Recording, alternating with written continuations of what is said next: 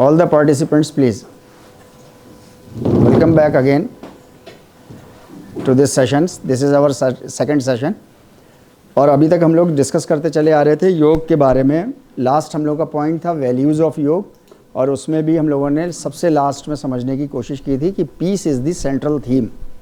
और पीस को हम लोगों ने समझने की कोशिश की थी, जिसको शांति कहते हैं इंडियन कल्चर में, कि ऐसा माहौल सोसाइटी का जहाँ पर हर इंसान को अपना टैलेंट निखारने का भरपूर मौका मिल जाए और उसको रिजल्ट भी मिल जाए. ऐसा ना हो कि आपने टैलेंट तो निकाला अपना, खूब अच्छा आपने पढ़ाई करी, सब कुछ करा, और 25 लाख 45 लाख में किसी और ने दूसरे ने नौकरी ले ली और आप ठन ठन गोपाल रह गए. तो पोटेंशियल नहीं निखार तो लिया आपने, लेकिन उसका चांस भी मिल पाया क्या आपको? तो चांस नहीं मिल पाया फिर आपको उसको, राइट. जिसकी वजह से डिप्रेशन इंश्यूज और फिर और बहुत सारी साइकोलॉजिकल प्रॉब्लम्स वो सारी आ जाती हैं. योग के 33 स्क्रिप्चर्स हैं इन टोटल.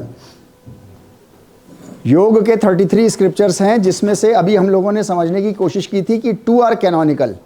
एक तो योग सूत्र और दूसरा जो है वो श्रीमद् भागवत गीता. ये दोनों जितने भी चीज़ें हैं, या इसके अलावा और जिनको हम रिलीजियस स्क्रिप्चर कहते हैं, ये तो रिलीजियस नहीं है, जिनको हम कह देते हैं रिलीजियस स्क्रिप्चर्स, वो सब जो है वो all are meant for the development of humanity. और वो सबके हैं. हर एक किताब जिसका भी आप नाम ले लो, सोच लो, वो सारी इंसानियत का है. किसी भी पर्सनैलिटी को सोच लो, वो सारी इंसानियत का है. आइंस्टीन किसका है? जीव्स का है क्या? नहीं, तमाम इंसानियत का है ना. सोशल साइंसेस की किताबें हैं वो सब. वो आपको सोसाइटी में कैसे इंटरैक्ट करना है उसके बारे में वो बताती हैं आपको. वादा किया है तो कैसे करना है, कैसे फुलफिल करना है, उनके बारे में आपको वो चीज़ें बताती हैं. हम लोग थोड़ा सा अपने ओरिजिन के बारे में समझने की कोशिश करेंगे, फिर उसके बाद हम लोग वहीं समझेंगे कि हम जानवरों से अलग कैसे हुए हैं. और वही वो क्रिटिकल पॉइंट है जहाँ पर जो है वो हमको ये समझना है कि हम इंसान कैसे बन गए और इंसान कहलाने का हक किसको है. अभी हम कहते हैं ना, ये तो जानवरों की सी हरकतें करता है नहीं, तो इंसान कहलाने का हक भी किसका है. तो यहाँ पर देखिए, पहले दुनिया पूरी एक मास, पूरा अर्थ एक मास था. ज्योग्राफी में एक कॉन्टिनेंटल ड्रिफ्टिंग थ्योरी के नाम से चलता है कि पानी जो है वो ज़मीन काट देता है. तो हमारे आपकी ज़िंदगी में तो धीरे धीरे काटता है. नदियाँ अपना रास्ता चेंज कर लेती हैं, राइट. करोड़ों सालों में जो है वो कॉन्टिनेंट्स कट जाते हैं, पूरे एक दूसरे से अलग हो जाते हैं, राइट. एक बड़े ऐसे कॉन्टिनेंट में ये चेंज हो गए. अभी अर्थ हमारी प्रेजेंट जो है वो इस तरीके की अलग अलग कॉन्टिनेंट्स अलग अलग हिस्सों से बटे हुए, और धरती पे पानी जो है वो पूरी तरीके से ऐसे छाया हुआ, राइट. उसी में एक है ये गोंडवाना लैंड, राइट. इस गोंडवाना लैंड के, ये देखिए एक मास है. अब से कई करोड़ साल पहले की बात है, जब इंडिया, अफ्रीका, आज की डेट में प्रेजेंट, अभी तो ये सब कॉन्टिनेंटल ड्रिफ्टिंग उसमें सब अलग हैं, राइट. एंटार्कटिका, ऑस्ट्रेलिया, अरेबिया, ये सब एक ही मास है. और ये पूरा भारत कहलाता था. और अभी तो इसमें वो कंट्रीज लगी भी नहीं है, अभी 37 कंट्रीज और हैं. अफगानिस्तान, ये तो अभी की हिस्ट्री है. 1876 में अलग हुआ है हिंदुस्तान से. नेपाल, भूटान, बर्मा. नहीं, मैकियावेली पॉलिटिक्स को इस्तेमाल करने के लिए सिर्फ एक डिवीजन याद रह गया है हमको, आपको, पाकिस्तान. 1938 में बर्मा अलग हुआ है. आज तक किसी पॉलिटिशियन ने नाम नहीं लिया. क्यों? इसलिए क्योंकि उससे इमोशंस नहीं उभरते. जब उससे इमोशंस नहीं उभरते तो आदमी अंधा नहीं होता. जब आदमी अंधा नहीं होता तो एक दूसरे का खून खराबा नहीं करता. तो फिर टारगेट करने के लिए किसी को कहने का मौका ही नहीं मिलता कि ये देखा है ना कितने कम्युनल. पूरा इतिहास है हमारा आपका यार, कैसे हम लोगों ने खून की मतलब होलियां खेली हैं, उसके पीछे क्या क्या हम लोगों ने किया है. असल में हम लोग सोचते नहीं हैं खड़े होकर के. हमें बस सोच में इतना समझ में आता है कि अच्छा मेरा इंक्रीमेंट कब बढ़ेगा, बस खत्म। इसके लिए कितने सर्टिफिकेट्स की ज़रूरत होगी, तो मेरा जो है वो 1,500 रुपये बढ़ जाएंगे, बस दैट्स ऑल। भाई इतनी सोच है हमारी। थोड़ा सा बड़ा सोच से सोचे तो फिर हमें बहुत सारी चीज़ें समझ में आती हैं कि दुनिया में कैसे खेल खेले जा रहे हैं और क्या हो रहा है। अभी आप देखो ना एजुकेशन में क्या हो रहा है, कभी केयरलेस लगा दी जाती है, कभी केयरलेस हटा दी जाती है, कभी जो है वो क्या एक आफत है नहीं कि 2025 तक के जो है वो स्कोपस जर्नल्स में नाम था, अभी स्कोपस वो 25 वाले आपसे पेपर ले गए, वो 25 का नाम हटा दिया स्कोपस का, आपके पैसे घुड़प करोड़ों रुपए खा गए। अब आप लिखते रहो, वो कहा नहीं साहब हमारे यहाँ पॉलिसी ऐसी है। मैंने अपने स्टूडेंट से कहा, मैंने कहा तुम लिखो, लिखकर जवाब दिया उन्होंने, हमारे साहब हमारा पॉलिसी ऐसी है। और भाई ये पॉलिसी है, मतलब कई करोड़ डॉलर खा गए और 2025 के सारे जर्नल्स घुड़प कर दिए स्कोपस से, और कह रहे हो पॉलिसी है, तो ये तो एक्सप्लॉयटेशन है ना, राइट। तो मैं आपसे ये कह रहा हूँ कि क्या खेल खेले जा रहे हैं वो सब हम लोग कुछ कुछ समझते हैं, लेकिन वो ड्राइंग रूम टॉक्स तक रह गए हैं। बहुत कम ऐसा होता है कि सोशल गैदरिंग में आकर के ओपनली डिस्कस करो ना आकर के। हाँ, कहने का तरीका होना चाहिए। आप जो है वो अगर ब्लेम गेम खेलोगे तो जाहिर सी बात है फिर दूसरा भी खेलेगा, तो फिर वो सोशल डिस्कशन हो ही नहीं पाएगा, right.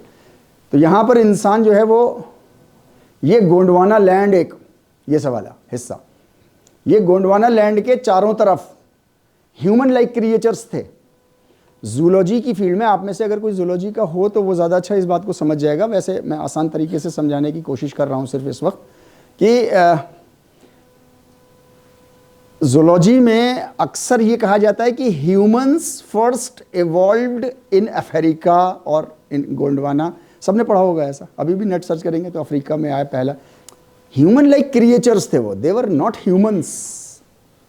There is a big difference between human like creatures which are called as hominids and humans. Chimpanzee is a human like creature. Is it human? Is it not human? बहुत lower स्तर पर monkeys, baboons, orangutan, ऐसे बहुत सारे जो है वो आज की डेट में हैं अभी मौजूद, लेकिन उनको सबको ह्यूमंस कह दिया जाता है, एक उसमें रैप्ड हो जाते हैं। तो हमें समझ में नहीं आता कि यार ह्यूमंस कहाँ से जो है वो स्टार्ट हुए, राइट। ऑस्ट्रेलोपिथेकस हम लोगों ने नाम सुने, मैं तेज़ी से हम लोग निकल जाएंगे। ये सब ह्यूमन लाइक क्रिएचर्स हैं। ये ऐसे ही हजरत नुमाइश दिखाने ले जा रहे हैं अपने को, है ना। डिफरेंट नाम इनके जूलॉजिस्ट उसमें जो हैं वो रखे गए हैं, वो सारे नाम जो हैं वो आप लोगों के सामने, राइट। इनमें से कोई भी ऐसा नहीं है जिसको 6-7 घंटे के लिए अगर ब्यूटी पार्लर भेज दें तो कुछ और ना निकल के आ जाए। कोई भी ऐसा नहीं है इसमें।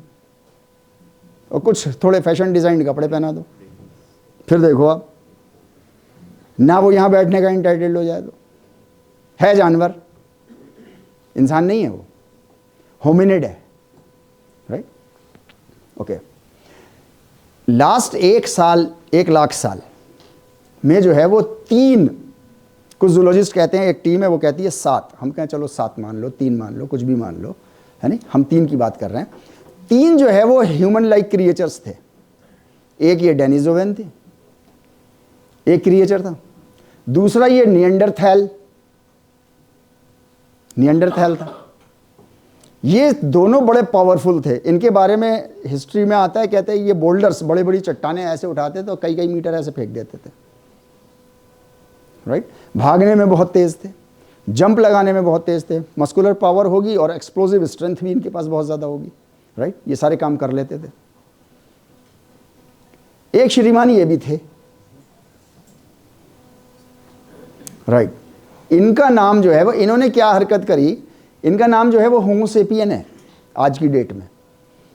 इनका नाम ढूंढने की कोशिश करी मैंने इन श्रीमान का, अभी तक जूलॉजी का कोई ऐसा आदमी नहीं मिल पाया, लेकिन होगा ज़रूर कि जब ये निएंडरथैल इनका नाम है, डेनिसोवन इनका नाम है, तो इनका नाम क्या था? इनका नाम हमेशा से होमो सेपियन नहीं था, ये हमेशा से इंसान नहीं थे, ये भी यही जानवर ही थे। इन्हीं के साथ लड़ते भिड़ते रहते थे ये सब आपस में। इनके मुकाबले में ये छोटे से थे, बहुत कम पावर के थे, आधे पत्थर जैसे आज हम लोग फेंक पाते हैं इतनी दूर तक, वही फेंकते थे, ये ऐसा काम था। वो बोल्डर्स फेंकते थे, लेकिन इनके पास कहीं से एक स्पार्क आ गया, इनके पास अंदर एक कहीं से करंट आ गया। उस करंट को इन्होंने इस्तेमाल करके निएंडरथैल और डेनिसोवन इनको खत्म कर दिया, धरती से वैंक्विश्ड, खत्म, फिनिश्ड। वो इंटेलिजेंस, वो आइडियाज क्रिएटिंग कोई एजेंसी इनके पास, वो स्पार्क इनके अंदर आ गया, जहां से ये इंसान हो गए और ये खत्म हो गए धरती से।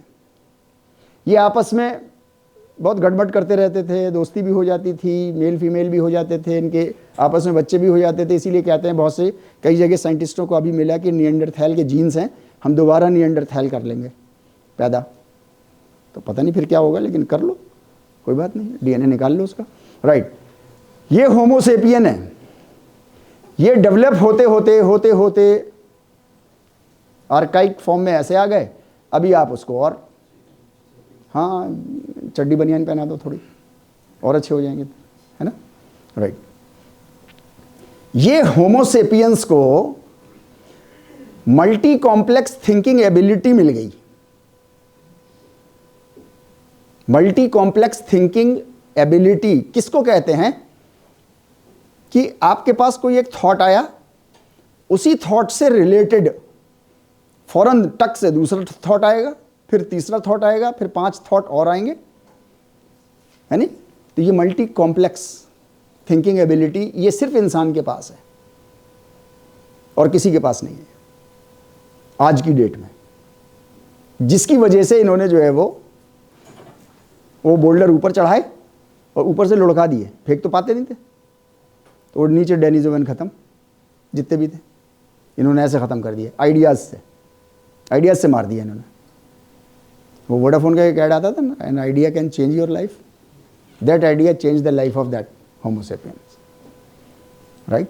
वो सब खत्म हो गए, ये होमोसेपियन एक अकेला बचा, इनके पास मल्टी थिंकिंग एबिलिटी इनको जनरेट हो गई इनके पास, राइट। वो हमारे पास भी आज भी है ना। हमारे घरों में बच्चे पढ़ने बैठते हैं, मोबाइल और किताब साथ में होती है, थोड़ी देर में जो है वो ज़िवामी का ऐड आ जाता है, वो ज़िवामी पे कुछ देखने लगता है, फिर उसके बाद जो है वो उसने जो जूते चप्पल पहने होते हैं एआई वहाँ से पीछे से रोल प्ले करती है, वो सारी मूवीज़, क्योंकि पीछे मूवी की भी हिस्ट्री है आपकी कैशे, तो उसने जो है वो मेमोरी वो उससे निकाल के एआई ने वो फिल्म्स दिखानी शुरू कर दी, एड्स, जिसमें हीरो या हीरोइन ने वो जूते या चप्पल या उस तरह का कपड़ा कुछ पहना था, वो आपने मूवी पता चला 1.5 घंटे बाद मूवी देख रहे हैं, कल सेशनल है।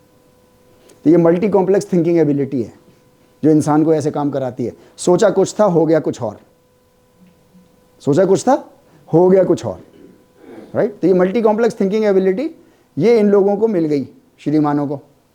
योग की भाषा में इसको चित्त बोलते हैं, योग की भाषा में इसको चित्त बोलते हैं। ये योग का ये चित्त है, मैंने आपसे कहा था ना कि वो ट्रांसफॉर्मिंग मोमेंट होगा जहां पर हमको समझना होगा कि हम इंसानों से हम जानवरों से अलग कहां हो गए। अभी कुछ दिन पहले जो है वो 4-5 कुत्तों में लड़ाई हो रही थी, बड़ी भयंकर लड़ाई हो रही थी। मैं रुक गया थोड़ी देर तक, तो उनका देखता रहा मूवमेंट्स। फिर मैंने उनसे ज़ोर से कहा, मैंने कहा भाई यार कोई और लड़ने का तरीका ईजाद करो, ऐसे तो इंसान लड़ने लग गए अब क्योंकि जीवन उस तरीके का हो गया हमारा आपका, राइट। एनी हाउ, तो योग की भाषा में इसको हम लोग चित्त बोलते हैं, जिसको मल्टी कॉम्प्लेक्स थिंकिंग एबिलिटी आज साइंस में समझ लो आप। भाई योग हज़ारों साल पुरानी लैंग्वेज, जाहिर सी बात उस ज़माने की लैंग्वेज आज थोड़ी चल पाएगी, लेकिन हाँ एप्लीकेबिलिटी आज की लाइफ में होनी चाहिए, तब हमें समझ में आएगा अच्छा चित्त इसको कहते हैं, राइट। ये हमको जो है वो एनिमल्स से अलग करता है। इसको जो है वो कॉग्निटिव रेवोल्यूशन कहते हैं साइंटिफिक भाषा में। ये पढ़ने की जरूरत नहीं है इतनी बहुत सारी, वो स्लाइड्स आपके पास ये सब चली जाएंगी। 70,000 साल पहले की बात है जब इंसान इस अर्थ पर, जिसको कहते हैं ना, आ गया, ह्यूमन बीइंग डिसेंडेड। तो असेंडेड डिसेंडेड का मसला नहीं है, वो तो अब हमारी लैंग्वेज की कमजोरियां भी होती हैं ना कुछ, है नहीं। जैसे जेंडर हर चीज़ का होता है, सिर्फ मेल फीमेल थोड़ी होते हैं। खिड़की का जेंडर क्या है? फिर खिड़की जो है वो बंद क्यों हो गई, क्यों नहीं बंद हो गया, और दरवाज़ा क्यों नहीं बंद हो गई, ये हमारी लैंग्वेज की वीकनेस है, और ये सारी लैंग्वेजेस में होता है, राइट। तो ये 70,000 साल पहले जो है वो कॉग्निटिव ये रेवोल्यूशन जिसको साइंटिस्ट बोलते हैं, ये आ गया, और इंसान जो है वो तेज़ी के साथ डेवलप करने लग गया। 10,000 साल पहले का इंसान गारों में रहता था, हमारे आपके पूर्वज ही थे, दादा दादी नाना नानी।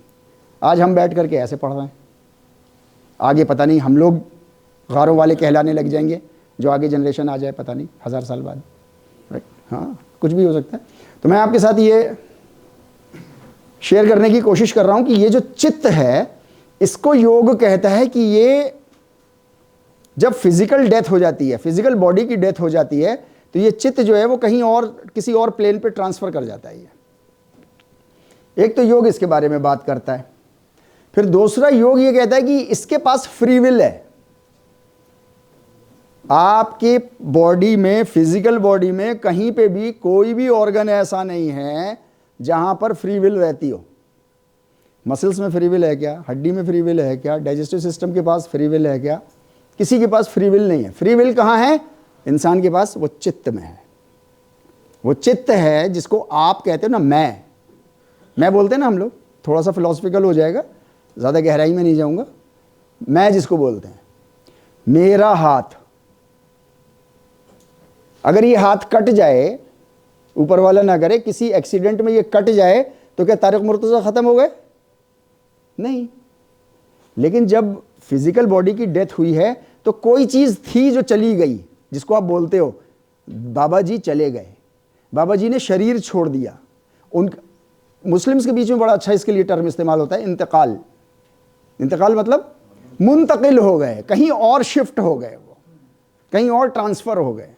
देखो सब इस्तेमाल करते हैं हम ये सारी चीज़, मैंने बोला ना योग यही है, लेकिन बस ना सोच जाती है ना नज़र जाती है उधर की तरफ, राइट। तो फ्री विल उसके पास है, राइट। मैं जल्दी से निकलूंगा इस पे से। चित्त के पास बहुत सारी चीज़ें हैं जो चित्त सारा करता है काम। पूरी फिजिकल बॉडी उसका जो है वो टेक्नोलॉजी है। चित्त हाथों से पकड़ता है, पैरों से चल के वहां तक जाता है, ऐसा करके। पानी पी, मैंने पानी पिया कहते हैं ना हम लोग, मैंने, जबकि आपने कहाँ पिया? हाथ ने गिलास पकड़ा, होंठों से लगाया, गट गट गट, अंदर, इधर इधर इधर इधर, सेल्स में खत्म। आपने कहाँ पिया? लेकिन लैंग्वेज क्या है आपकी? और सिंस इयॉन्स यही लैंग्वेज है, और हमारी नहीं है, पूरी दुनिया के सारे इंसानों की यही लैंग्वेज है, राइट। जिसको हम लोग मन बोलते हैं या माइंड बोलते हैं। आइडियाज जनरेटिंग एजेंसी है वो, ideas generating agency. Then ability to think, analyse, discriminate and decide, take decision. चीज़ों को समझ रहा है, अच्छे से जान रहा है क्या हो रहा है, कैसे हो रहा है, और फिर कुछ डिसीजन भी ले रहा है। ये हम किसके ज़रिए से करते हैं? बुद्धि, इंटेलेक्ट। चित्त ये एज ए होल चित्त है। अब उसके कुछ कंपोनेंट्स होंगे, कॉन्स्टिट्यूएंट्स होंगे, जिससे वो मिल के पूरा बना हुआ होगा। जैसे एक ह्यूमन बीइंग है, और फिर उसके बाद उसके डिफरेंट सिस्टम्स हैं, और हर सिस्टम को हम अलग अलग समझने की कोशिश करते हैं। कोई ये समझ ले कि नर्वस सिस्टम अलग होता है मस्कुलर सिस्टम से, तो मिसअंडरस्टैंडिंग है उसकी समझने, क्योंकि हमारी अकल एक टाइम में एक ही चीज़ को समझ सकती है, इसलिए हम उसको बाइफरकेट करके समझने की कोशिश कर रहे हैं। अदरवाइज फुटबॉल खेलते पे पैर के अंगूठे में चोट लगी थी, पढ़ पा रहा नहीं मैं यहाँ से। ये एक ही इंटाइटी है, सिंगल यूनिट, राइट। ऐसे ये भी सिंगल यूनिट है, लेकिन जब ये डिफरेंट काम करता है तो डिफरेंट नामों से पुकारा जाता है ये। और ये science of psychology and sociology अब इतनी डेवलप कर गई है कि हमें समझ में आने लग गया है, वरना इससे पहले तो एक आफत थी। आप ज़रा पुराने लोगों से किसी से समझने की कोशिश करिए कि मन क्या होता है, चित्त क्या होता है, बुद्धि क्या होती है, अहंकार क्या होता है, वो समझा तो दें आपको। आप जैसे यंग लोगों को आज की डेट में नहीं समझा सकते। कन्फ्यूजन क्यों? क्योंकि उस वक्त उतनी चीज़ें डेवलप नहीं हो पाई थी। अब उनका समझाने का और क्या ढंग होगा मुझे नहीं पता, लेकिन आज की डेट में यूथ को नहीं समझा सकते वो, राइट। राइट। आप जहां दूसरे इंसानों को अनड्यू प्राइड के साथ, चाहे वो आपकी लर्निंग की प्राइड हो, ब्यूटी की हो, फिजिकल स्ट्रेंथ की हो, कैपेबिलिटीज़ की हो, आप दूसरे इंसानों को अपने से जब कमज़ोर समझने लग जाएं, ये मेरी शादी में या मेरी पार्टी में क्यों आ गई यार, है ना, ऐसा जब ये फील आ जाए, ठीक है नहीं, एक चीज़। दूसरी चीज़, ट्रुथ मिल रहा है मगर एक्सेप्ट नहीं कर रहे, मेरी तरफ से, मेरी कम्युनिटी की तरफ से तो नहीं आया ये। जब ऐसी सिचुएशंस क्रिएट हो जाएं तो फिर इसको जो है वो बोलते हैं अहंकार, घमंड। ये घमंड है, अनड्यू प्राइड आ गया अपनी किसी भी वजह से जिसमें आपका कोई वो नहीं है, और है भी तो बहुत थोड़ा सा है। आप नोबेल ल्यूरेट हो गए, आपका इसमें क्या है, सिर्फ एफर्ट्स हैं, बाकी सारा पोटेंशियल तो नेचुरल गिविंग है। आपका ब्रेन, सिनेप्स के बीच का इंटरेक्शन दूसरे साइंटिस्टों के मुकाबले में ज़्यादा तेज़ चल रहा है, तो आप नोबेल ल्यूरेट हो गए, आप बिलियनर हो गए, बस इतना सा है। एफर्ट्स आपके हैं, बाकी तो सारा आपको तो मिला हुआ है, हर चीज़, राइट। और not accepting truth after getting satisfied, सच है, मान ली सच है, नहीं मेरी कम्युनिटी से आती तो शायद मानता, अब नहीं मानूंगा। दिस इज कॉल्ड अहंकार। Reference of life, benefit to all mankind से कनेक्ट हो जाना, अभी मिसिंग है ना, इससे कनेक्ट हो जाना, this is called consciousness. Consciousness पे आप नेट खोल करके देखो, एक बहस चल रही है आजकल, करोड़ों पेजेस, मैथमेटिशियंस भी लगे हुए हैं, फिजिक्स के लोग भी लगे हुए हैं, इधर मतलब मॉलिक्यूलर बायोलॉजी के लोग भी लगे हैं, साइकोलॉजी के लोग भी लगे। कॉन्शियसनेस पे इतनी मोटी मोटी किताबें हैं, और ढाक के 3 पात जिसको बोलते हैं, इतनी मोटी मोटी किताबें। अरे बाबा, थोड़ी सी एक किताब कहीं छोटी सी योग की भी देख लेते, कहीं पता चल जाता है कॉन्शियसनेस क्या होती है, सिंपल। अब इसके ऊपर बेस करके आप 3000 का इंसाइक्लोपीडिया लिख दो, वो एक अलग बहस है, right. An ability to keep the track of past moments, memory, right. इसको वृत्ति के रूप में कहा गया है। वृत्ति कहते हैं जो मतलब बार बार ऐसे घूम घूम के वापस आ जाए, है नहीं, आगे नहीं देखना है, पीछे के मोमेंट्स याद आ रहे हैं बार बार, और सोच सोच के डिप्रेस हुए जा रहे हैं या सोच सोच के खुश हुए जा रहे हैं। और ये सिर्फ इंडिविजुअल की प्रॉब्लम नहीं है जिसकी वजह से वो सुसाइड कर रहा है, डिप्रेस हो रहा है, एंजाइटी में आ रहा है, स्ट्रेस में आ रहा है, कम्युनिटीज़ की प्रॉब्लम है यार। अबे वो सलाउद्दीन अयूबी, अबे जानते हो वो, ऐसा, अरे वो स्वामी विवेकानंद, अरे भाई वो थे इज्जत के काबिल थे, वो था इज्जत के काबिल थे, तुम क्या हो ये बताओ। नहीं, बस वही पीछे, आंखें पीछे लगी हुई हैं। तो हमारी कौम में सरसैयद अहमद खां पैदा हुआ है, जफर इकबाल, ओ भाई आज तक लादे फिर रहे हो जफर इकबाल को, अब नया निकालो ना हॉकी का प्लेयर एक। आंखें पीछे क्यों हैं? नहीं, पीछे का ट्रैक देखना चाहिए, लेकिन सिर्फ उतना ही देखना चाहिए भाई जितना गाड़ी चलाते पे आप बैक व्यू मिरर में देखते हो, बस उतना ही देखना चाहिए। बाकी इतनी बड़ी शील्ड जो लगी है, बाकी नज़र वहीं रहती है, 99.9% वहाँ रहती है। कभी कभी इसका इस्तेमाल होता है, अच्छी चीज़ है पीछे देखना, लेकिन घूम के वहीं चले जाओ, फिर वहीं चले जाओ, फिर वहीं चले जाओ, और पूरी ज़िंदगी इसी में गुजार दो, डिप्रेस हो लो, और झूठ का इलेशन, झूठ की खुशी कि हमारे बड़े बूढ़े ऐसे थे। अरे ऐसे थे, ठीक है भाई, तुम क्या कर रहे हो, एमयू में आ गए हो, पढ़ लिख रहे हो, क्या आज भी अपने घर के अंदर क्या वो डंडा आज भी रखते हो जिससे बरसात कर देते थे बाबा जी, है नहीं, right. An ability to create, to carry out different actions, performing physical activities, इसके लिए वर्ड हम लोग यहाँ आता है डूअर, करने वाला। कहते हैं ना, मैंने किया, मैंने पीएचडी की डिग्री ले ली, मैंने एमएससी पास कर ली, मैंने कर ली, दैट इज। इसकी वजह से अगर आप दूसरों को अपने गांव में, अपने घर में, अपने खानदान में दूसरे लोग जो किसी वजह से भी नहीं पढ़ लिख पाए, उनके सामने अपनी सुपीरियरिटी दिखाओ, दैट इज अहंकार। Right right to observe every action, seer, देखने वाला, कहते हैं ना मैंने देखा, राइट ये सब एजेंसी हैं, हाथ पैर, ये दिल विल, जितनी भी चीज़ें, ये सब हमारी टेक्नोलॉजी है। चित्त अपनी टेक्नोलॉजी इस्तेमाल कर रहा है, एंड दैट्स ऑल, और कुछ नहीं कर रहा वो। An ability to give force to different constituents, अहंकार को जोर देता है, भड़काता है उसको, राइट आपके मन को भड़काता है, आपकी नियतों को भड़का देता है ना। इसको हम लोग क्या बोलते हैं? इमोशंस। ये हमारे इमोशंस होते हैं,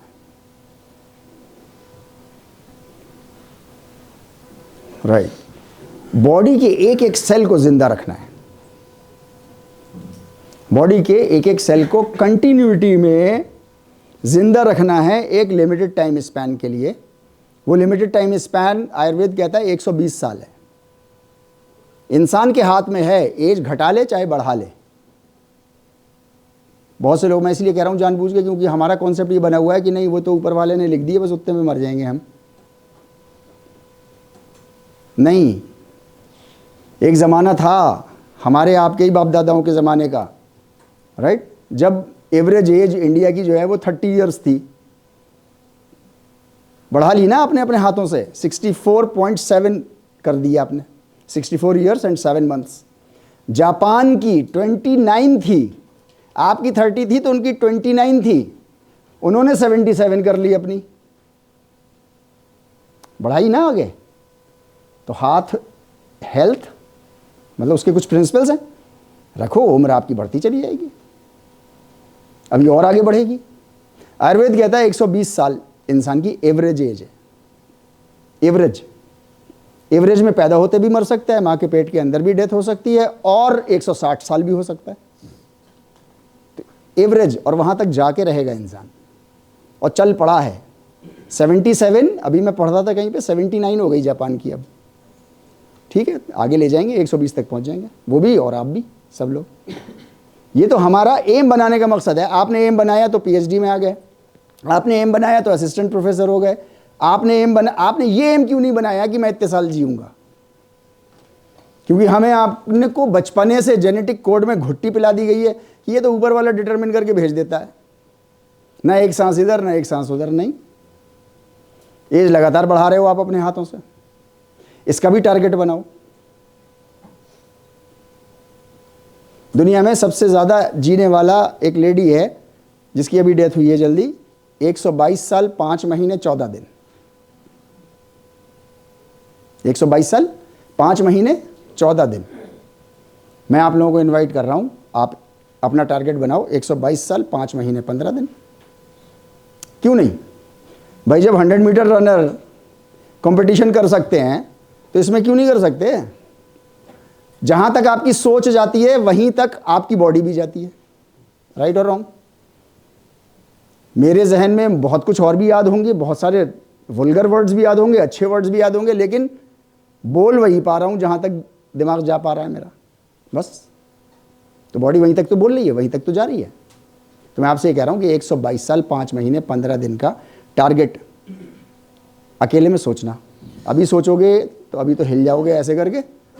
हाँ, और कुछ निगेटिव एक्सपीरियंसेस भी ऐसे लाइफ के होते हैं कि भाई यार इतना कौन जो है झंझट में पड़ना। झंझट नहीं है, जी के देखो ना, अभी तक जियो ना, कितना मज़ा आ रहा है। नहीं आ रहा मज़ा? अरे बड़े खामोश बैठे हो यार। राइट, ये फोर्स जो आपकी फिजिकल सारे सेल्स को जिंदा रखती है एक साथ, इसको बोलते हैं आत्मा, जिसको आप सोल बोलते हो, जिसको आप रूह बोलते हो।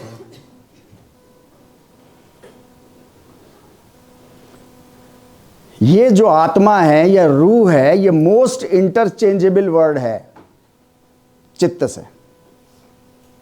सारे लिटरेचर्स में, पूरी दुनिया के लिटरेचर्स में, जहां कहीं भी चित्त आया, टक से आत्मा पे ली कि आत्मा ने ये कर दिया, आत्मा ने ये कर दिया, आत्मा ने ये कर दिया।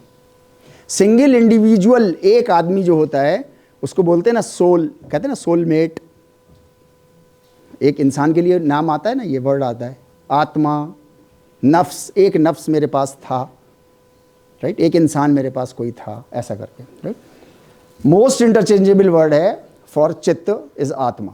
तो ये इंटरचेंजेबली इस्तेमाल होता है लिटरेचर में, इसलिए हमें समझ में नहीं आता दोनों का डिफ्रेंसिएशन, राइट। इस आत्मा के बारे में योग में जो है वो, अभी इसके ऊपर हम लोग आ रहे हैं।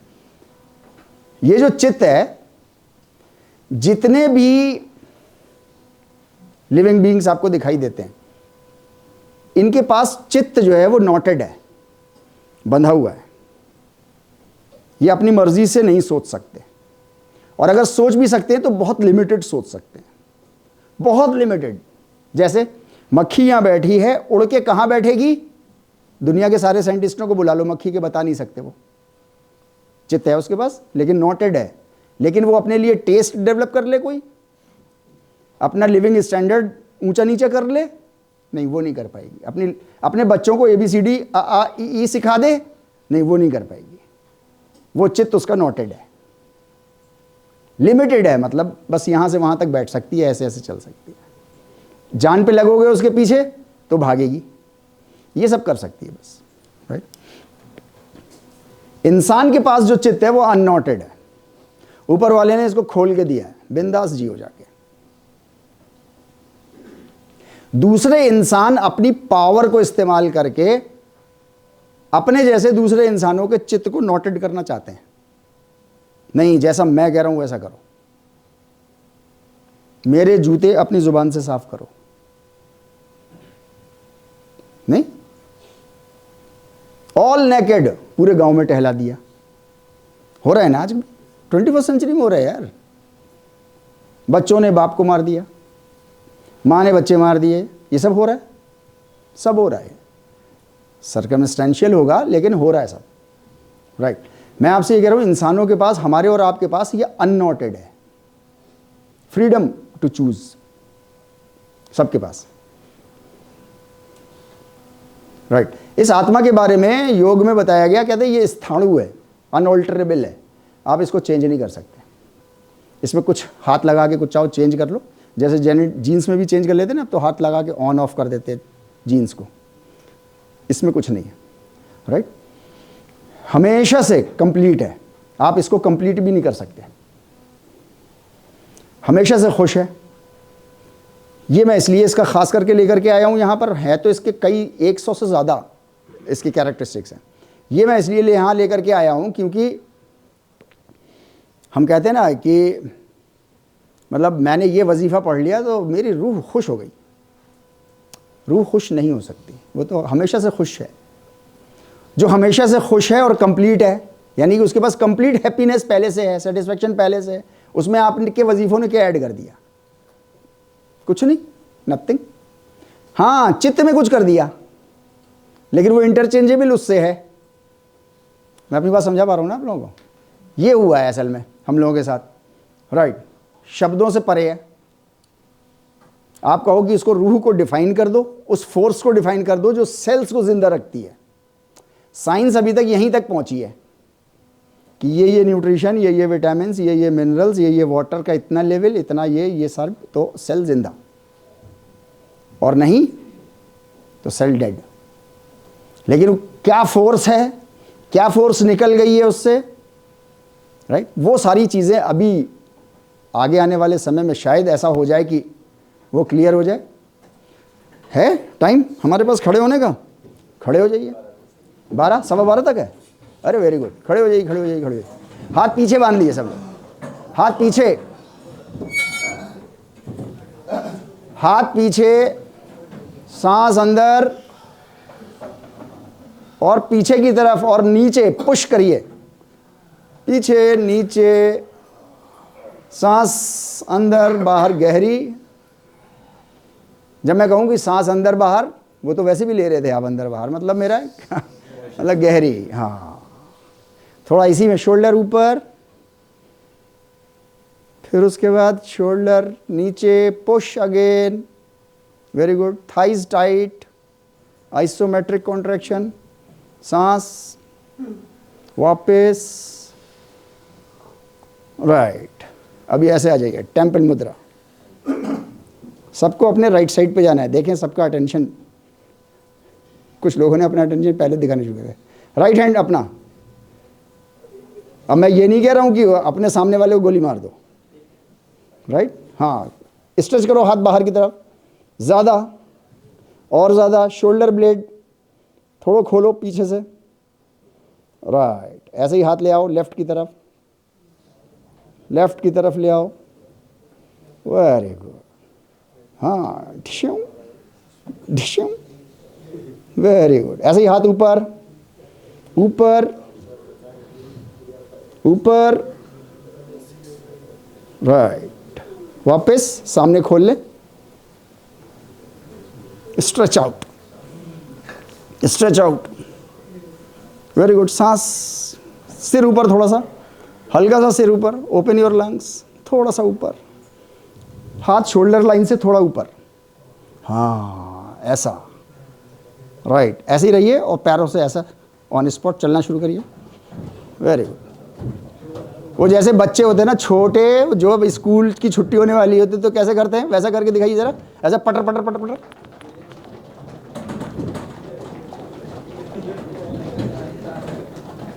Right, down, thank you.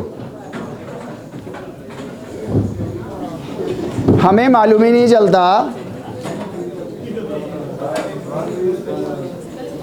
हमें मालूम ही नहीं चलता कि हम बड़े कब हो गए और हमारा बच्चा पता नहीं कहाँ खो गया। अगर आप उस बच्चे को कहीं से ज़िंदा कर लो एक बार और 10 मिनट उस बच्चे के साथ रह लो, चाहे अकेले में रहो, तो आपकी लाइफ में उतना स्ट्रेस या मेरी लाइफ में उतना स्ट्रेस नहीं होगा जितना हम फील कर रहे हैं आज। वो बच्चा मर गया है, उस बच्चे को ढूंढिए कहाँ है, मिल जाएगा, राइट।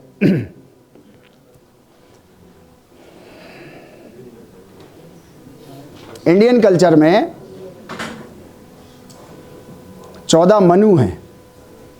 यहाँ की भाषा संस्कृत है हमेशा से पुरानी, राइट। तो वो उसी टेक्स्ट में बात करेंगे वो, राइट। 14 मनु हैं। सबसे पहला जो मनु है, मनु सबसे बड़ा है, सबसे ऊंचा सारे इंसानों में। जैसे कहते हैं ना, जैसे मुस्लिम्स जानते हैं, जैसे नबी प्रॉफिट सारे इंसानों में सबसे ऊपर, अदरवाइज सारे इंसानों के बराबर, लेकिन एक स्टेटस वाइज कि उसको वही मिल रही है तो वो सबसे ऊपर। ऐसे ये मनु है, राइट। उनमें सबसे पहला जो मनु है उसको बोलते हैं स्वयंभू मनु। स्वयंभू, भू कहते हैं बनना, जो खुद से बन गया। मैं फिर कह रहा हूँ, ये हमारी लैंग्वेज की वीकनेस है, वरना तो उससे पहले उसके, इंसान से पहले के स्टेज में पेरेंट्स तो होंगे उसके, है नहीं, लेकिन इंसान बना तो खुद बना ना वो अपने आप। इसी मनु वर्ड से मनुष्य बना हुआ है। ये मनुष्य आज का टर्म है, मनु पुराना टर्म है, इस वजह से हमको थोड़ा लिंक नहीं हो बैठ पाता। मनु किसको कहते हैं? मनुष्य, उसी मनु से बना हुआ है, राइट। स्वयंभू Manu, first human, right, on this planet, और वो भी इंडिया में आया है। सबसे पहला ह्यूमन, सबसे पहला मनुष्य। अभी तक होमिनिड क्रिएचर्स की बात हम लोग कर रहे थे, human like creatures, Denisovan, Neanderthal, Australopithecus, कौन कौन नहीं, वो सब एनिमल्स थे, like chimpanzee, like orangutan, right. Human अलग है, राइट। कुरान ने सबसे पहले इंसान के बारे में कहा, क़ाला बिता मिनहा जमिया, तुम सब के सब उतरो यहाँ से नीचे, बाहर निकलो। अच्छा, बाहर निकाले गए वो, राइट। अब वो सब के सब ज़मीन पर उतारे गए। तो प्रॉफिट मोहम्मद से उनके सत्संगियों ने, सत्संगी समझते हैं, मतलब उनके कंपेनियंस ने, है ना, उनके कंपेनियंस ने जो आसपास थे, जाहिर सी बात है, लॉजिकल सवाल है कि चाहे वो कितने ही बड़े हों, 60 मीटर के हों, चाहे कितने ही लंबे चौड़े हाथ पैर हों, कहीं तो उतरे होंगे ना धरती पे। अब ये मैं फिर कह रहा हूँ, ये लैंग्वेज है, डिसेंडेड, उतरे, स्वयंभू मनु, सबसे पहला मनु, राइट। तो उनसे पूछा गया कि कहाँ उतारे गए सबसे पहले, तो उन्होंने जवाब दिया कि वो हिंद की धरती पर उतारे गए।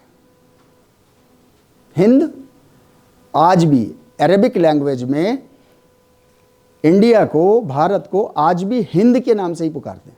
आप में से जो लोग अरब किसी भी कंट्री में गए हों, राइट, या आपके पेरेंट्स में से या किसी उसमें गए हों, नौकरी पे गए हों या तीर्थ स्थल पे हज वज करने गए हों, कुछ भी XYZ, आप उनके पासपोर्ट को देखिएगा, उस पर मोहर लगी हुई है अल हिंदी। अल हिंदी मतलब the Indian, he is the Indian. जैसे द अमेरिकन, द जापानीज, ऐसे ही उनकी अपनी लैंग्वेज है हिंदी।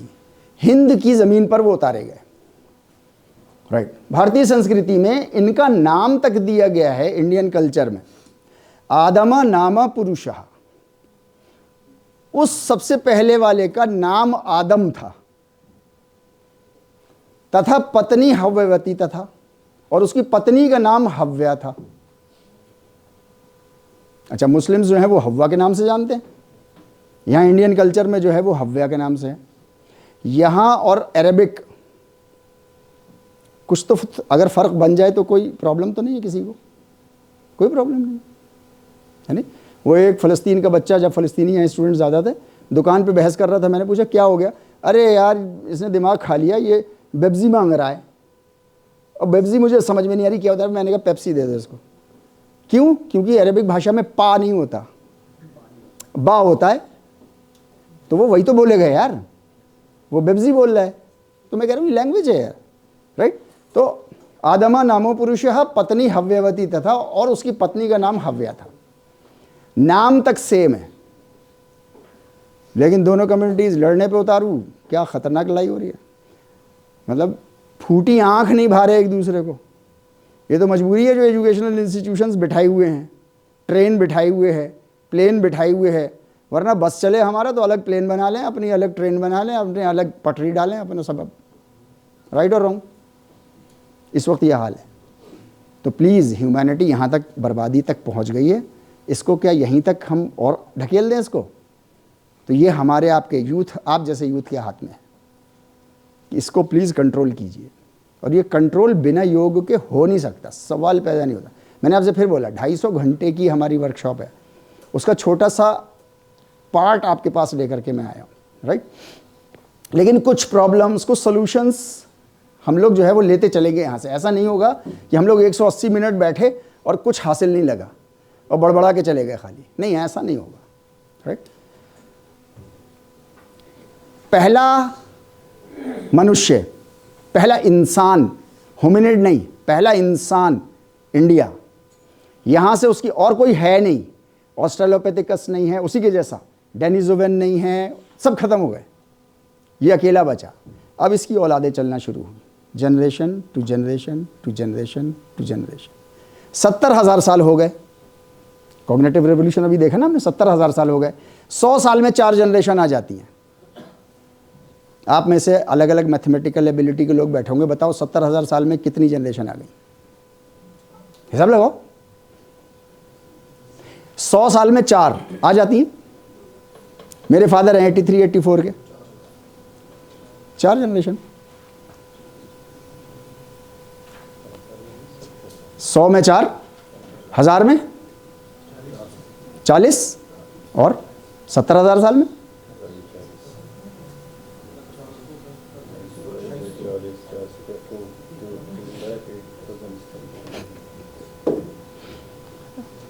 राइट, कितनी भी हो गई? 2800, राइट। फैक्ट क्या है? मान लेते हैं ये 2800। फैक्ट क्या है? फैक्ट ये है, मेरा बड़ा भाई अमेरिका गया 1988-89 में, 88-89 में, राइट। आज 2025 है, उसके 3 बच्चे हैं, तीनों जवान हैं, बड़े बड़े, राइट। वो 3 साल पहले मतलब बच्चों के साथ वो आए थे। बच्चे आना नहीं चाहते यहाँ पर, यहाँ कुछ उनको थोड़ा सा नेगेटिव कुछ एक्सपीरियंस हो गया, जिसकी वजह से वो यहाँ नहीं आना चाहते। तो बहरहाल ठीक है, उनकी अपनी चॉइस है। वो मियाँ बीवी अकेले आते हैं, बच्चे आते ही नहीं हैं यहाँ पे, डरते हैं कुछ आने से। वो अगर ये तो व्हाट्सअप वगैरह चल गया तो कोई, अब तो बड़ी फैसिलिटी हो गई, वरना एक जनरेशन से दूसरी जनरेशन हुई थी तो देखना मतलब पहचानना मुश्किल था अगर नुमाइश में मिल जाते तो। तीसरी जनरेशन तो इम्पॉसिबल है नहीं, और चौथी गायब, वो तो ख़ानदानी अलग हो जाता, आप अलग हो जाते। आप बताओ, आपके दादा दादी का नाम याद है, नाना नानी का? तो आप में से ज़्यादातर कहोगे हाँ। अच्छा, उनके नाना नानी का?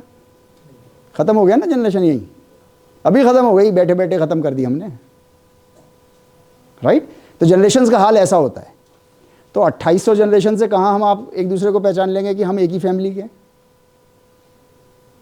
लेकिन हैं तो एक ही फैमिली के ना। मैं तो सब्सटेंशियल प्रूफ्स दे रहा हूँ, हैं एक ही फैमिली के, होमोसेपियन के ही बच्चे हैं सारे, आदम और हव्वा के ही बच्चे हैं सारे। बस चूंकि 2800 जनरेशन चली गई तो हम एक दूसरे को पहचान ही नहीं पा रहे हैं, और कोई बात नहीं है। कितनी पिक्चरें आपने देखी होंगी, रामू श्यामू मेले में खो गए, 28-30 साल बाद मिले, उतने बीच में उनकी कितनी लड़ाइयाँ हुई, और उसके बाद मिल गए, आपस में गले वले लग गए। तो ह्यूमैनिटी का वो टाइम भी आने वाला है, लेकिन उसके लिए ज़रूरत है कि आप जैसा यूथ खड़ा हो। पहले आप जैसा यूथ अगर एजुकेशन, हायर एजुकेशन में आने के बाद और ज़्यादा कम्युनल हो जाएगा, मुसलमान और ज़्यादा कम्युनल मुस्लिम हो जाए, हिंदू और ज़्यादा कम्युनल मुस्लिम हो जाए, तो एटम बम की ज़रूरत ही नहीं है दुनिया को बर्बाद करने के लिए। हम काफ़ी हैं। राइट और रॉन्ग? बस सकते में मत आओ यार, ये कोई वैसी बातें नहीं हो रही, प्रैक्टिकल बात कर रहे हैं हम लोग, राइट। इसको इंडियन कल्चर में ऐसे कहते हैं कि इस धरती के हम सब पुत्र हैं। संस्कृत में जब पुत्र कहते हैं, सबको, ह्यूमैनिटी को पुत्र कहते हैं, तो उसमें सारे जेंडर्स आते हैं। उसमें बेटी कहने के लिए अलग से या थर्ड जेंडर के लिए अलग से नाम नहीं, सब पुत्र हैं, राइट। ये जो मैं कह रहा हूं ये बहुत इंपॉर्टेंट है, इसको प्रमोट करने की जरूरत है। पूरी दुनिया में जितने भी ह्यूमन बीइंग्स हैं, ये सारे ह्यूमन बीइंग्स इंडियन ओरिजिन के हैं। राइट और रॉन्ग? राइट। मूल निवासी का मसला ही खत्म हो गया। ये सारे सॉल्यूशंस ह्यूमन से रिलेटेड, सारे सॉल्यूशन यूं चुटकियों में रखे हुए हैं, लेकिन वो चश्मे उतारने पड़ेंगे हमको, आपको, तभी तो समझ में आएंगी ना ये सारी चीज़ें। तो मैंने जब शुरू की थी बात अपनी, तो पहले तो मैं कहीं चश्मे पे थोड़ा सा वाइपर मारने की कोशिश कर रहा था, फिर उस पर स्प्रे मार के कुछ कोलिन वोलिन डाल के, तब यहाँ तक आए हम लोग। तो मैं आपसे ये कह रहा हूँ कि सारे ह्यूमन बीइंग्स जितने भी हैं, इन सब का ओरिजिन इंडिया से। यही तो है ना आदम हव्वा, पहला मनुष्य, यहीं की तो औलादें हैं ना। भले ही 2800 हो गई हैं भाई, तीसरी जनरेशन हमारे घर की जो है वो अमेरिका चली गई, चौथी उनकी जर्मनी चली जाए, हो सकता है स्पेस में कहीं चली जाए, तो चले गए। ऐसे सब लोग फैल जाते हैं, वो तो सारे ख़ानदान फैलते हैं, वो फैल गए हैं सब लोग, ऐसे हम भी फैल गए हैं पूरी धरती पर, राइट। ह्यूमैनिटी की साइकिल यहाँ से शुरू हुई थी, ह्यूमंस की, होमिनिड्स की नहीं, ह्यूमंस की, यहाँ से शुरू हुई थी, यहीं वापस मिलना है इसको। योग के स्क्रिप्चर्स कहते हैं कि योग की पावर पूरे यूनिवर्स पर एक बार तो प्रिवेल करेगी, और आने वाले कुछ सालों में वो हो जाएगा पक्का। वो तो मैं बस इतनी बातें बोल पा रहा हूँ आपसे। 250 घंटे की वर्कशॉप के लिए हम लोग बैठे कहीं पे, फिर समझ में आया कि भाई ये तो ऐसा लग रहा है जैसे कल हो जाएगा, लेकिन हाँ, कल तो नहीं होगा, लेकिन हाँ, हो जाएगा। हर इंसान को अपने अंदर पलटने की ज़रूरत है, जिसको आप बोलते हो ना इनकलाब, इनकलाब जिंदाबाद, और आग लगा दी बस में। एक बात कह रहा हूँ, यही हो रहा है ना दुनिया में, तो ऐसे ही चल रहा है, इनकलाब जिंदाबाद, और वहाँ शीशे फोड़ दिए। जबकि इनकलाब का मतलब क्या है? कल्ब के अंदर चेंजेस आ गए, कल्ब, दिल, कलब, कल्ब के अंदर चेंजेस आ गए, उसको इनकलाब कहते हैं। आपने चेंज बाहर कर दिया। हम लोग, सब लोग चाह रहे हैं बाहर चेंज हो जाए, मैं ना चेंज हूं। पहले सब योगिक प्रिंसिपल्स पे आ जाए, मैं सबसे बाद में आऊंगा, मेरे सारे एरियर्स मिल जाएं मुझे, तो ऐसा तो नहीं होगा ना भाई। और ये जिंदगी का उसूल नहीं है। क्या जिंदगी का यही उसूल है कि सब लोग खाना खा लें पहले, पूरे मोहल्ले के, शहर के, तब मैं खाऊंगा? सब कपड़े पहन लें नहाने के बाद, फिर बाद सबसे लास्ट में मैं पहनूंगा? क्या ये उसूल है? नहीं, वो भी पहने मैं भी पहनूं, वो भी खाएं मैं भी खाऊं। मैं उसकी बात कर रहा हूं, राइट।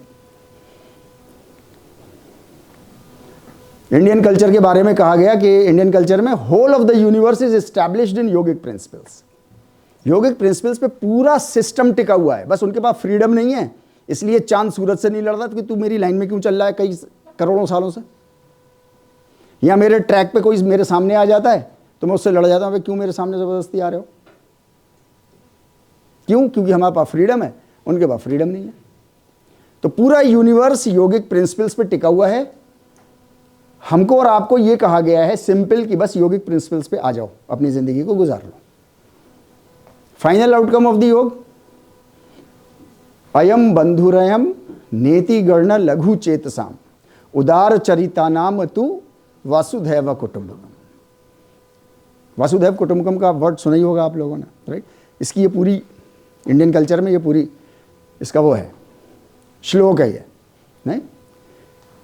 ये मेरा है, ये तेरा है। ये तो जो ऐसी सोच के लोग होते हैं संकुचित, वो सोचते हैं अयम बंधुरयम नेति गण लघु चेतसा, जिनका चित्त जो है वो बंधा हुआ, लघु कहते हैं, आपने देखा ना, लघु उद्योग छोटा, जिनकी छोटी सोच होती है। इसको फिर एक्सप्लेन किया जाता है संस्कृत की भाषा में, जो फौरन अपना बदला लेने को उतारू रहता है उसको छोटी सोच वाला कहा जाता है। उसने मुझे घूर के देखा, मैंने भी उसको घूर के देखा। लघु चेतसाम, उदार चरिता नाम, ठीक है माफ किया, कहते हैं ना बड़ी सोच है, राइट? वासुधैव कुटुंबकम, जो उदार चरित्र के लोग होते हैं तो वो कहते हैं कि whole earth is one family, right? वासुधैव कुटुंबकम है तो कभी ये सवाल नहीं उठाया गया इंडियन कल्चर में ये मिलेगा कैसे। हालांकि योग के जितने भी स्क्रिप्चर्स हैं वो सब आइसबर्ग का नीचे वाला हिस्सा, वो सब बताता है कैसे मिलेगा। देखो कैसे मिलेगा, वासुधैव कुटुंबकम सूत्रम योग सिद्धांतेषु निगूढ़म। योग के सिद्धांतों में वासुधैव कुटुंबकम का सीक्रेट छुपा हुआ है, निकाल लो बाहर। लेकिन वो माने कौन? वो प्रिंस जो हटानी पड़ जाएगी। योग और डिवीजन ऑफ ह्यूमंस, ये दो अलग अलग चीजें हैं ना, बिल्कुल अपोजिट। योग और डिवीजन ऑफ ह्यूमंस। योग कहता है सब एक साथ हो, और जो एक साथ ना हो, जो एक साथ होने के खिलाफ काम करें, ऐसे लोग होंगे कुछ ना कुछ सेल्फिश, जो सबको एक नहीं होने देना चाह रहे होंगे। तो फिर ऐसा सिस्टम इवॉल्व करो, कॉन्स्टिट्यूशन बनाओ उस पर, और उनको कंट्रोल करो। भाई आज भी तो कंट्रोल करते हैं ना ऐसे लोगों को जो खिलाफ करते हैं एक दूसरे के, तो उनको कंट्रोल करो, उनको समझाओ बुझाओ, करेक्शन करो, राइट? क्या भाई 12:15 बजे तो बता देना देखो। हाँ right, why we didn't get the vasudhaiva kutumbakam. योग इतने हजारों साल से होने के बावजूद, क्योंकि वो पुरानी लैंग्वेज में है, नई लैंग्वेज में समझाने वाले लोग बीच में से मिसिंग हो गए। मैं इसको कहता हूं कॉन्स्पिरेसी के तहत। ऐसा तो हो नहीं सकता, नहीं मेरे अंदर कोई ऐसा लाल नहीं लगे हुए हैं कि मुझे समझ में आ रहा है और पीछे नहीं समझ में आया लोगों के, आया तो होगा, ऐसा हो नहीं सकता। लेकिन क्या वजह रही, डोंट नो, राइट? आज आपको समझ में आ रही है बात, एप्लीकेबिलिटी आपकी लाइफ में है, तो हाँ आप कह रहे हो हाँ समझ में तो सारी बातें आ रही हैं। हाँ पुरानी लैंग्वेज है, आज की भाषा में करके कन्वर्ट करके समझा दो, समझाने वाले पैदा हो जाएं तो समझा देंगे, राइट? देखिए 2 आइडियोलॉजीज़ हैं हमारी ज़िंदगी में जो चलती हैं। एक आइडियोलॉजी तो ये है, खाओ पियो पैदा हो जाओ, खाओ पियो बच्चे पैदा करो, है नहीं, और die like a happy donkey, ख़त्म हो जाओ। एक ये ज़िंदगी है, हम सब अपने घरों में ये देखते हैं, ये ज़िंदगी चल रही है हमारे यहाँ, चल रही है ना, सॉरी नहीं आपको नहीं कह रहा, सबको कह रहा हूँ, राइट? और समझाइए ये जाता है कि with death finished, everything is finished, right? आप देखो एक इंसान यहाँ से स्वीडन अपनी नौकरी के लिए, अपने डिग्री के लिए यहाँ से वहाँ मुंतकिल हुआ, यहाँ से वहाँ उसका इंतकाल हुआ, यहाँ से वहाँ ट्रांसफ़र हुआ, आंखों में आंसू आते हैं। लेकिन क्या उसी तरीके के आंसू आते हैं जिस तरीके के किसी के मरने पे आते हैं? नहीं। मरने पे क्यों ऐसा हो रहा है, उस वक्त क्यों नहीं ऐसा हो रहा?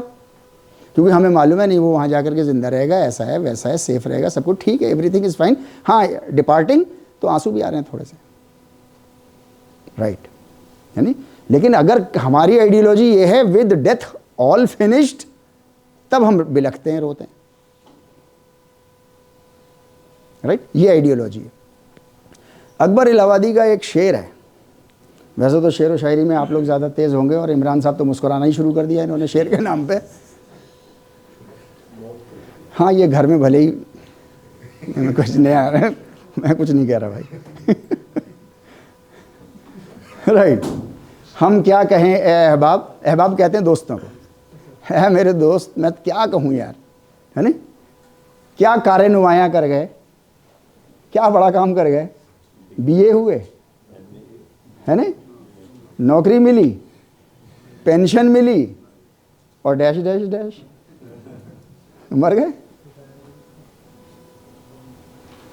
इस वक्त यही है ना सिस्टम ऑफ लाइफ ये है इस वक्त, राइट ये तो एनिमलिस्टिक लाइफ है यार, ये तो जानवरों की सी जिंदगी है। आप बताओ एक जानवर में और एक ऐसे इंसान में जो ऐसा आइडियोलॉजी रखता है, क्या फ़र्क है? कोई एक फ़र्क बताओ, फ़र्क है। आपने कपड़े पहन लिए, साबुन से मुंह धो लिया, कोलगेट से टूथब्रश कर लिया, चश्मा लगा लिया, आई साइट वीक हो गई, कैंसर हो गया तो कीमोथेरेपी करा ली, इसे इंसान कहते हैं? तो कीमोथेरेपी तो कुत्ते की भी होती है। जिन घरों के अब तो जानवरों का वो ऐसा हाल हो गया, उनको वो सब मिल रहा है जो इंसानों को नहीं मिल रहा। आपने नोट नहीं किया होगा, ये बड़ी मतलब दुखदाई बात है। गली के कुत्तों को देख लो और उन कुत्तों को देख लो जो घरों में पलते हैं। अब तो जानवरों में फ़र्क आना शुरू हो गया, मतलब इंसानियत यहाँ तक चली गई नीचे। उनको वो कुछ मिलता है जो हमारे आपके बच्चों को नहीं मिल पाएगा शायद, नहीं? तो मैं आपसे ये कह रहा हूँ कि ये एनिमलिस्टिक लाइफ है, जानवरों वाली ज़िंदगी है। हम अभी भी निएंडरथैल ही बने हुए हैं, बस हाँ कपड़े अच्छे पहन लिए क्योंकि वो मल्टी कॉम्प्लेक्स थिंकिंग एबिलिटी है ना हमारे अंदर, तो वो हमें पहना देती है बहुत सारी चीज़ें, बैठा देती है, सोचवा देती है, डिस्कवरीज करवा देती है, साइंटिफिक बहुत कुछ करवा देती है। लेकिन उसका इस्तेमाल अगर not using for the benefit of all Mankind, अपने लिए भी और सबके लिए, तो फिर एनिमलिस्टिक लाइफ, राइट कहीं से भी हो, कैसे भी हो, मेरा फायदा होना चाहिए। दूसरों को क्यों मिल गया, मुझे क्यों नहीं मिल पा रहा, राइट मेरे घर में ऑलरेडी 2 तरह की झाड़ुएं थी, पड़ोसी के घर में एक और तीसरे तरह की झाड़ू आ गई, अब वो भी चाहिए। हाँ है ना, ये सब यही आफत है सारी, एनिमलिस्टिक लाइफ है यार ये तो, राइट योग कहता है कि with death everything is not finished. एक प्लेन से दूसरे प्लेन पे शिफ्ट हो जाओगे तुम, शरीर यहीं छोड़ दोगे, राइट अभी आप देखो, इसी जिसको भारतीय संस्कृति में इसको योनि बोलते हैं कि डिफरेंट योनियों में इंसान होकर के गुजरा है, राइट अभी आप देखो इसी अर्थ पर आप 2 योनियों में थे, और आपको अपने इससे पहले वाली योनि जो आपकी अर्थ पे थी अभी आपको याद ही नहीं है। वो हम सब अपनी माँ के पेट में थे। किसी को याद हो तो बताए हाथ खड़ा करके, किसी को नहीं याद। लेकिन वो एक स्टेज थी हमारे क्रिएशन की, हम यहीं थे, इसी अर्थ पे थे, इसी टाइम एंड स्पेस पे थे। लेकिन वो टाइम एंड स्पेस माँ के टाइम एंड स्पेस के साथ कॉन्ग्रुएंट था, राइट माँ से सब कुछ मिल रहा था। जब बच्चा पैदा होता है तो उसको तो सांस लेनी भी नहीं आती, उसे सांस लेना सिखाया जाता है। हमें सांस लेनी नहीं आती थी, पटापट पटापट पटापट 2-4 नहीं तो इंजेक्शन ऐसे सुई ठोक दी, जब तक वो पैं नहीं करेगा जब तक। हाँ मतलब सांस अंदर नहीं आई ना, प्रेशर नहीं बना ना अंदर लंग्स के अंदर। तो मैं आपसे ये कह रहा हूँ कि ये तो सीखना पड़ती है सारी चीज़ें हम लोगों को, right with death everything doesn't and, चित्ता goes to Kaivalya state, right Kaivalya state ever living.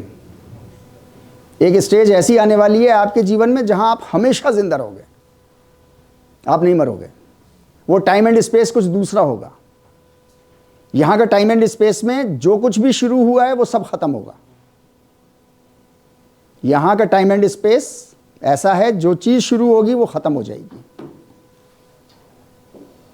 इसी वजह से ऑलमाइटी गॉड के बारे में कहा जाता है वो इस टाइम एंड स्पेस का नहीं है, इसीलिए वो खत्म नहीं होगा कभी। यहां का टाइम एंड स्पेस उसको अफेक्ट नहीं करता। दुनिया की जितनी चीजें, हाँ उनकी एज अलग हो सकती है। पीपल के पेड़ की एज, बरगद के पेड़ की एज 600 साल, 1,000 साल। इंसानों की एज 70 साल, 120 साल बस। चींटी की एज, बैक्टीरिया की एज, कुछ moments. Sun age millions and millions and millions of years. तो एज अलग अलग हो सकती हैं सबकी, राइट।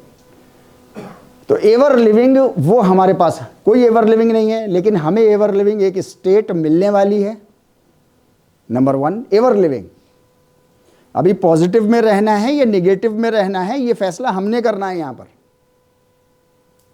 वहां पॉजिटिव में रहना है या नेगेटिव में रहना है, जैसे यहां फैसला करना है। फ्यूचर आप काहे को बैठे हो यहां, 180 मिनट होने को आए, बैठे बैठे झेल रहे हो खामा खा। क्यों? क्योंकि अपने फ्यूचर के लिए तकलीफ उठा रहे हो ना।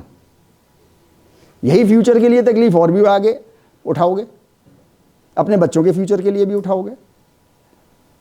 तो एक वो टाइम एंड स्पेस में जहां एवर लिविंग लाइफ है आपके पास है, राइट। अब साइंस तो इधर चल पड़ी है कि एवर लिविंग इसी अर्थ पे कर दो। हाँ हो सकता है, कोई भरोसा नहीं इस साइंस का। बड़ा पहले लोग हंसते थे, अबे आदमी चांद पे जा सकता है क्या? मैं रिलीजियस स्कॉलर्स के मतलब यहाँ हम लोगों के पास टाइम नहीं है, बस कोट्स आपको बता सकता हूँ। हंसते थे वो लोग, चाहे वो हिंदुइज्म के हों, चाहे मुस्लिम हों, चाहे क्रिश्चियन हो, हंसते थे। कहते अबे चांद पे जा सकता है कोई इंसान? बावले हो गए ये लोग। अच्छा चलो मान लिया चले गए, ऐसे बोलते थे। अच्छा मान लो चलो चले गए, लेकिन ये चांद जब घट जाता है तो कहाँ चले जाते हैं ये?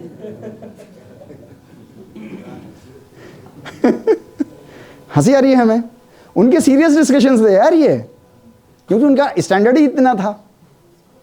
आप समझा करो बात को। नहीं मैं रिलीजियस स्कॉलर नहीं, आम जनता भी ऐसी थी। अभी कुछ महीने मतलब कुछ साल पहले आपके हाथ में मोबाइल आया, 27-28 साल पहले, 29 साल मान लो, रिलायंस ने फ्री में दिया था वो छोटा सा आपको।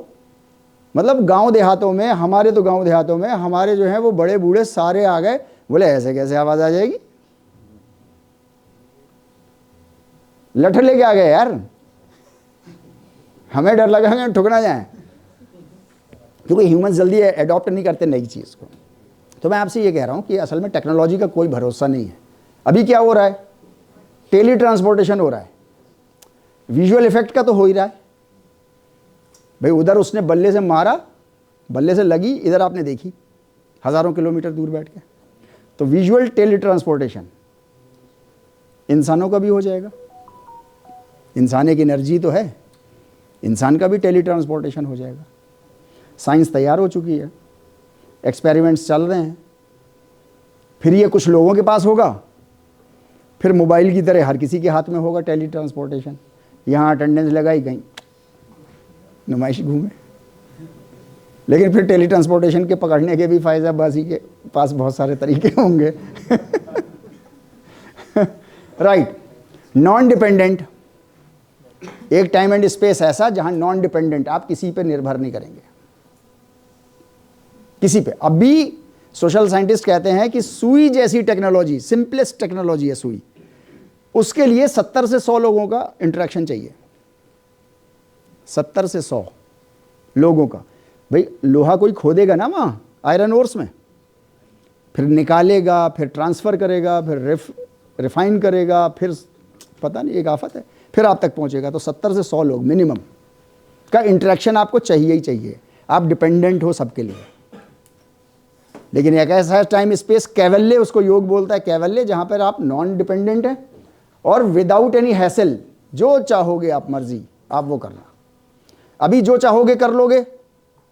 तो बाहर खड़े हैं बहुत से लोग नोट करने के लिए कौन कौन गया। अभी नहीं कर सकते, बहुत सी चीज़ें बंधे हुए हैं हम लोग यहाँ, मर्यादा से बंधे हुए जिसको कहते हैं, राइट।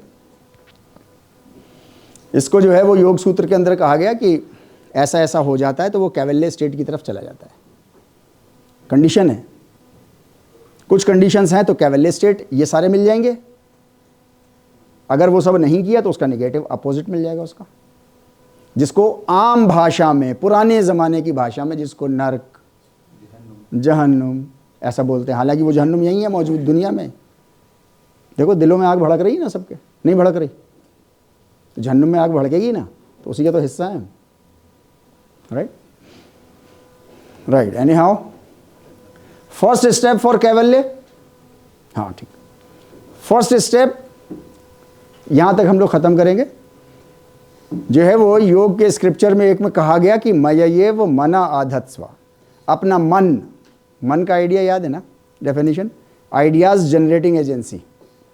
आइडियाज़ जनरेटिंग एजेंसी जो है वो मेरे शरण में लाओ, सरेंडर करो। मतलब वही सोचना जो मैं कह रहा हूँ सोचने के लिए, बस, और कुछ नहीं अपनी तरफ से। मेरी मर्जी है मैं जो चाहूँ सोचूं, नहीं। अगर योग के प्रिंसिपल्स को मानते हो तो फिर मय्येव मना आधत्स्व, मयि बुद्धिम निवेशय, और बुद्धि का बिजनेस मेरे साथ करो। मतलब डिसीजंस लो, तो जैसे मैं कह रहा हूं वैसे डिसीजंस लो, अगर कैवल्य स्टेट की तरफ जाना है तो, और नहीं जाना है तो अपनी मर्जी का जो चाहो कर लो। राइट, ये ह्यूमन बीइंग की लाइफ है, जहां पर आपको अपना सर्वाइवल सरेंडर करना होगा योगिक प्रिंसिपल्स के सामने। योगिक प्रिंसिपल्स जैसा कह रहे हैं वैसे जिंदगी आपको गुजारनी होगी, इंडिविजुअल लेवल पे भी और कलेक्टिव लेवल पर भी। तो इंडिविजुअल लेवल पर आप गुजारोगे, ये लास्ट स्टेटमेंट है मेरा, इंडिविजुअल लेवल पे गुजारोगे तो कैवल्य स्टेट मिलेगा, और कलेक्टिव लेवल पर वासुधैव कुटुंबकम मिलेगा आपको। Thank you very much, so kind of you. ठीक है, कोई। Thank you very much, sir, for a very long and very informative lecture. I will conclude this session in very short. शेर से मुझे याद आया दोनों एरिया से कि वेद भी कहीं भी दिन गुजर जाएंगे, सिर्फ जिंदा रहे तो हम मर जाएंगे। So important things we are discussing about the yoga. Yoga is important related to the purpose of life. Exactly we need to understand of that. तो हम देखते हैं कि हमारा पर्पस ऑफ लाइफ क्या है। ये बड़े इंपॉर्टेंट क्वेश्चंस है, और पर्पस ऑफ लाइफ में हम अपनी ज़िंदगी को देखें तो दो तरह की ज़िंदगी, एक तो एनिमल्स जो सिर्फ एक बॉडी है और बॉडी के अलावा कुछ नहीं है, बट एक सेकंड इम्पॉर्टेंट थिंग्स है कि ह्यूमन बीइंग, जिसको ऊपर वाले ने बॉडी के अलावा 3-4 कैरेक्टरिस्टिक्स और दी हैं, intellect, mind and emotionality, and last में है स्पिरिचुअलिटी। बट एनिमल्स के पास सिर्फ बॉडी, इमोशंस और आईक्यू सिर्फ और उनके सर्वाइवल के हद तक है। बट हम ह्यूमन बीइंग देखते हैं कि हम मैक्सिमम जो हम ना टाइम स्पेंड करते हैं तो वो हम अपनी ज़िंदगी और जिस्मानी ज़रूरियात को पूरा करने के लिए करते हैं। तो हम अनफॉर्चुनेटली कि we are spending life just like a animal. हमारी पूरी ज़िंदगी का जो बड़ा हिस्सा है जो बॉडीली कैरेक्टरिस्टिक्स पे ख़त्म होता है। जो सेकंड इम्पॉर्टेंट थिंग्स है कि इमोशन है, फीलिंग्स हैं, और आपका स्पिरिचुअलिटी है, जो हमको डिफ्रेंशिएट करता है एक ह्यूमन एनिमल से ह्यूमन बीइंग के बीच में। तो I think this is the lecture which provide to you way how to be change our life from one to the second space, and we should be spend our life just like the human being. Thank you very much, sir, and we will come back here for the next lecture of Professor B.B. Singh sir, and after the 15-minute of break. Thank you very much.